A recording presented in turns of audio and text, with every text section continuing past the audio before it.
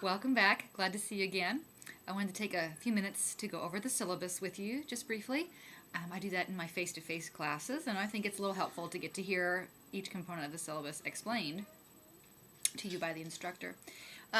You will find the syllabus here within the course shell. I encourage you to print out a hard copy or save a copy to your hard drive, just something so that should Blackboard ever go down for some reason, you have the syllabus and you can get to it without having to be dependent on Blackboard. On the syllabus, you'll find all my contact information, my office hours, as well as the email address for our graduate teaching assistant. Alan Wages is a doctoral student who has finished with his coursework and is,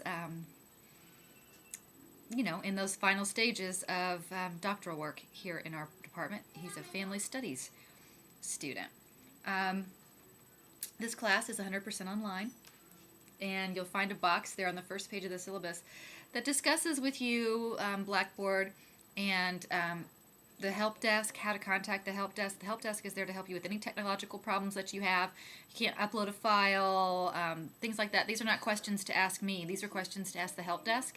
You'll get a response much more quickly and with people who are much more knowledgeable about technology, definitely. So please feel free to use them. It also gives you information on the distance education registration available through our library.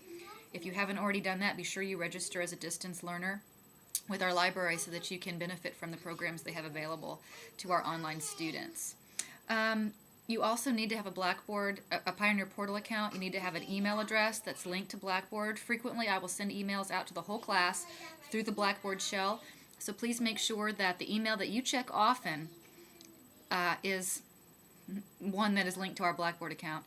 If you do decide to forward email from your twu.edu account to another Hotmail, AOL, things like that, please contact the help desk and get with them and make sure that TWU is on your safe list. We've had students who have missed correspondence because they've set their email to forward automatically and it gets put in a junk folder and they never even know they've gotten an email. We don't want that to happen to you. That's going to be one of our primary methods of communication. So please make sure that you have an email address. The safest thing is to just check your twu.edu account often and leave that as your school account. If Blackboard should go down for more than 24 hours for some reason, do not be alarmed. If there is something due and Blackboard is down and you can't put your stuff there, I know of it. So we will make any adjustments that we need to due dates, should that ever happen. That's only ever happened once in the time that I've been at TWU, and students panicked. We have quizzes, we have papers due, what do we do? Well, all the faculty was aware that they could not get in to submit or to complete those assignments, and we made alternate due dates for those things. So should Blackboard go down, don't panic. Consider it a snow day, but you do want to probably contact the help desk. Make sure that it's not just your computer that it's down on, because that would be terrible to miss a due date because you think that Blackboard is down, when in fact it was just a glitch with your own internet provider. So if ever you can't access Blackboard, call the help desk and check with them and find out what's going on. And if Blackboard is in fact down, sit tight and just wait for it to come back up and you will be corresponded with. I discussed the textbooks that you need in my introduction to the course. If you haven't watched that yet, then you need to go back and watch it and read the Start Here information. The course objectives are outlined there for you on the syllabus as well. I won't read them to you because you're perfectly capable of doing that yourself. But it gives you an idea of what we'll be focusing on. The requirements for this course. There are several things that you will be required to do. There are 1,000 possible points in the class. So at the end of the semester, if you have 900 or above, you have an A. 800 or above, 800 to 900 is or 800, 899, B, and on and on. For the first assignment that you will do is the IRB certificate.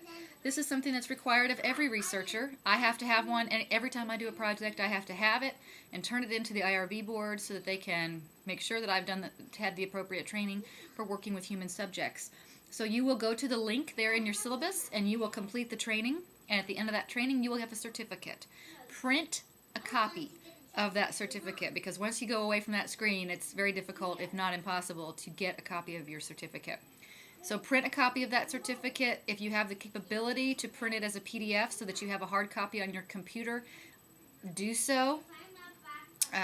But make sure you print a copy. and then make copies. Print more than one copy. I have a folder in my desk that's just got copies of it, so whenever I need one I can just give it out, because you'll have to turn one in to me. You can do that either by faxing it to the fax number on the syllabus, or you can scan it into JPEG or whatever and email, and put it into Blackboard. Excuse me, don't email it, put it into Blackboard in the appropriate spot, or if you are able to just print it to a PDF right from there, then go ahead and attach that. You will have to do that. That's for 100 points. So you will have to do that. You will also need to do a quantitative, qualitative article critique. You will find one article describing a quantitative study and one article describing a qualitative study. And if you don't know what those two words mean yet, don't worry, you will by the time you do the assignment. So you'll have 2 articles total. All right? And you're going to follow the instructions there in the syllabus, giving a summary, main purpose, key findings, critique, according to the guidelines that are provided for you there in Blackboard.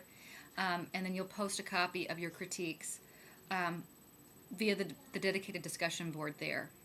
And you'll also have to engage in 1 chat session for each article. So that'll be a total of 2 chats you'll come to where you can talk about those critiques. And we will sign up for those chats at a later date. And that total package is worth 100 points too. You can see the breakdown, the syllabus of how they break down. We also have a midterm and final exams. The midterm is just over the first half. The final is just over the last half. Multiple choice, true, false, could be some short answer. They will be completed via Blackboard. And more information on those to come. We also have the Research Cafe, which is something new I'm trying this semester, and I think it'll be really exciting. I was trying to think of something we could do that was a little more interesting than just the standard post to a discussion board kind of thing. So each week we're going to have a different piece of media, a different article, a different set of questions, whatever, in that cafe. You will be required to post to the Research Cafe at least 5 times throughout the course of the semester. But I encourage every one of you to go there every week and see what's happening, see what people are discussing and talking about. It's going to be a key piece of our topics and of our discussions. Again, you don't have to post or respond every single week. You have to post or respond 5 times. But I encourage everyone to go there every week and see what's happening and what's shaking in the cafe. And detailed instructions are included in the syllabus and on Blackboard as to how to complete that assignment.